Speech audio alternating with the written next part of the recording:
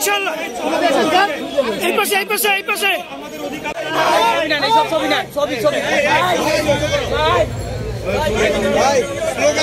ভাই কি জানো বলছিলেন, আমরা এক পা জেলে রাখাই রাজনীতি করি, বাংলাদেশের জনগণের অধিকার প্রতিষ্ঠার জন্য রাজনীতি করে যাচ্ছি।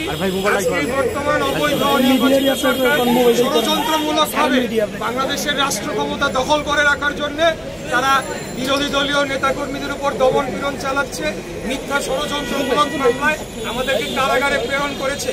আজকে গোটা বাংলাদেশকে কারাগারে পরিণত করা হয়েছে।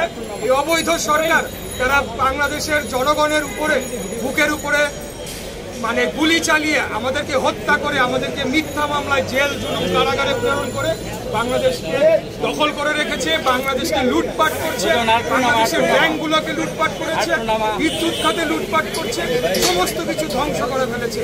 আমরা বাংলাদেশের জনগণকে সাথে নিয়ে আমাদের নেত্রী দেশনেত্রী বেগম খালেদা জিয়া এবং আমাদের নেতা তারেক রহমানের নেতৃত্বে আমরা এই লড়াই করে যাব যতদিন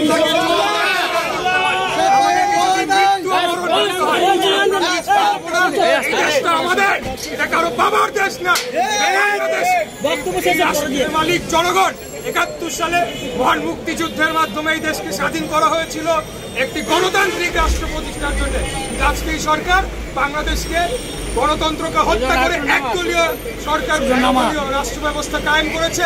এটা বেশি দিন চলতে পারে না, চলবে না। এরা জনগণ ঠিক আছে।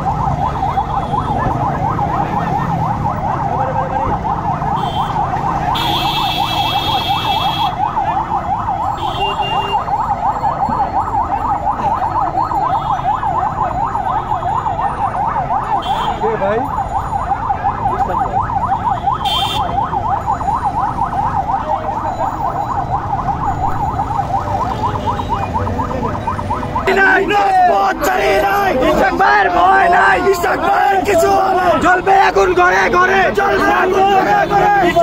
কিছু হলে আমার ভাই ছেলে কেন, আমার ভাই ছেলে কেন,